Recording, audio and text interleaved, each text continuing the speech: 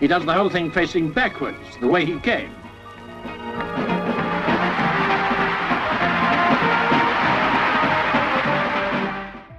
Did you know the Olympic high jump changed forever on October 20th, 1968 in Mexico City? Everything seemed ordinary until a 21-year-old civil engineering student, wearing mismatched shoes, stepped onto the scene. Dick Fosbury. Back in 1968, something groundbreaking happened at the Olympics, even though it might not look so special now. It was the first time the Fosbury flop was used in the high jump event, and it's totally changed the game. Since then, it's become the go-to technique for high jumpers at the Olympics, even though the event has been around since the start of the games. Over the years, athletes have always aimed to jump higher, following the motto, faster, higher, stronger. The techniques evolved from simple standing jumps to using scissors-like movements for a while. Back in the 1960s in Portland, Oregon, Dick Fosbury wasn't great at the straddle technique. He admired Valerie Brummel, who was setting records, but Fosbury couldn't match that. Before, Fosbury wasn't doing so well, but then he got creative. He mixed his engineering skills with how his body naturally moved. Fosbury discovered that by arching his back while jumping, he could keep his center of gravity low, which helped him clear the bar easily. Before Fosbury, jumpers started their run from one foot and twisted in the air to get their other leg over the bar first. But Fosbury flipped the script. He changed how he ran up and introduced a new technique. They even changed the landing material from sand to foam. Everything was set up for Fosbury to give his new move a shot. In Mexico City, he was already standing out from the crowd. He wasn't big on practicing, and he liked to be on his own. Instead of going to the opening ceremony, he took off to see the pyramids, chilling out in a van and catching a sunset. Plus, his smarts were just as important as his physical abilities. Before he jumped, Fosbury pumped himself up, rallying the 80,000-strong crowd to cheer him on. When the newspapers saw him jump before the games, they called him a two-legged camel, thinking he was just a strange sight. But he proved them wrong by clearing the bar flawlessly at the start of the competition. Gives it to Gobert. Look out below! At 2.2 meters high, the only three guys were left. Ed Carruthers from the US and Valentin Gavrilov from the Soviet Union both cleared it like Fosbury. But when the bar went up to 2.22 meters, Gavrilov couldn't make it. Carruthers couldn't clear 2.24 meters either, but Fosbury pushed himself hard. When he jumped over the bar at 2.24 meters, he broke the Olympic record and won a gold medal. After that day in Mexico City, Fosbury didn't compete in the Olympics again, but everyone knew his name. He thought lots of kids would try this jumping style, and he was right. Now the Fosbury flop is the way to jump high. Every sport changes over time, thanks to better skills and new technology. Tennis used to use heavy wooden rackets, but now they're lightweight and made of graphite. No one uses wooden rackets at Wimbledon anymore. Pole vault poles have changed too, from hardwood to bamboo to fiberglass. And in cycling, swimming, and team sports, new research and inventions keep making things better. We once saw a bat used by Don Bradman and wondered how he scored so many runs. But today, even a 12-year-old's bat is much more advanced. There's this iconic photo from the 1968 Mexico Olympics showing Dick Fosbury jumping over the bar.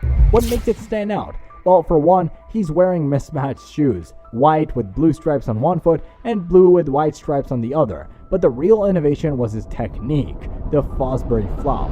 It changed the high jump forever. Fosbury won gold with a jump of 2.24 meters, not a world record, but it was still a big deal for his unique style. Before the Fosbury flop could catch on, they had to upgrade the landing pads. Instead of the old sawdust and wood chips, they switched to foam and rubber cushions. Well, without these soft landings, jumpers risked serious injuries like breaking their necks. The term Fosbury flop was actually coined by a newspaper. After a school meeting in his hometown Portland, a local newspaper titled its article "Fosbury Flops Over the Bar." Then after his big win in Mexico, the New York Times ran a headline, "Fearless Fosbury Flops to Glory."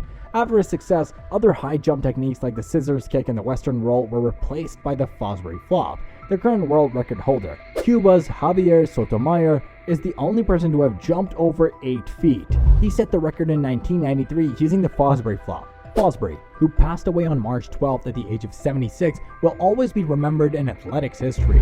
No athlete's name has been as closely linked to a technique as his. For instance, the Bolt grin, made famous by Usain Bolt winning sprints, is more about attitude than technique. The cool thing about the Fosbury flop is that it lets the athlete bend their back over the bar, so their body goes over while their center of mass goes under. To pull off the Fosbury flop, the athlete needs to get some speed first. They start their run-up about 40 to 60 feet away from the bar and about 10 to 14 feet to the side. They run straight at first, then curve towards the bar. This curve helps them get in the right position to take off, where they're leaning a bit away from the bar, facing the back left corner of the landing area. When they hit the takeoff point, they plant their feet and use their slight lean to turn their horizontal speed into upward and rotational movement. The upward movement helps them go higher, and the rotation helps them get over the bar. Once they clear the bar, they land on their back on the mat. Before Fosbury, high jumpers did things differently. They ran beside the bar, then kicked their legs to jump over, landing with their faces down. But in the 1968 Olympics in Mexico City, Fosbury did something totally new. He ran at an angle, jumped backward, bent like a J to flip his tall body over the bar, and landed headfirst in the pit. It was a bold move, and Fosbury did it in front of the whole world. He cleared 2.24 meters, which is 7 feet and 4 1/4 inches, to win gold and set an Olympic record. After that, lots of jumpers copied his style. By the next Olympics, 28 out of 40 jumpers were doing the Fosbury flop.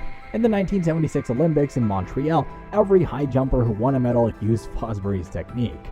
Fosbury's jump wasn't just about clearing bars. It became a lesson in thinking outside the box. Business leaders and professors often talk about it to show how important it is to be innovative and take risks. "It's really brilliant," said Eric Heiner Jr., who won the Olympic high jump in 2012. "And it takes a lot of guts, obviously. Back then, trying something so risky was a big deal, especially with the equipment they had." Back in the early 1960s, when Fosbury was a teenager in high school, he started experimenting with a new way to jump. He realized that to jump higher, they needed to change where he started his jump from. Unlike other jumpers who always started from the same spot, Fosbury moved his takeoff point back to adjust his jump. "I knew I had to change how I positioned my body, and that's what started the change," Fosbury said in a 2014 interview. Some people didn't take kindly to Fosbury's new technique. They called it the Fosbury flop, making fun of him for the way he jumped. One newspaper even said he looked like a fish out of water. But Fosbury didn't mind the name. "I like it," he said. "It's catchy, and it sounds cool." In fact, he got a letter from a doctor in Los Angeles warning him that his technique could lead to injuries. "Stop jumping like that," the letter said, "or you'll hurt yourself and others."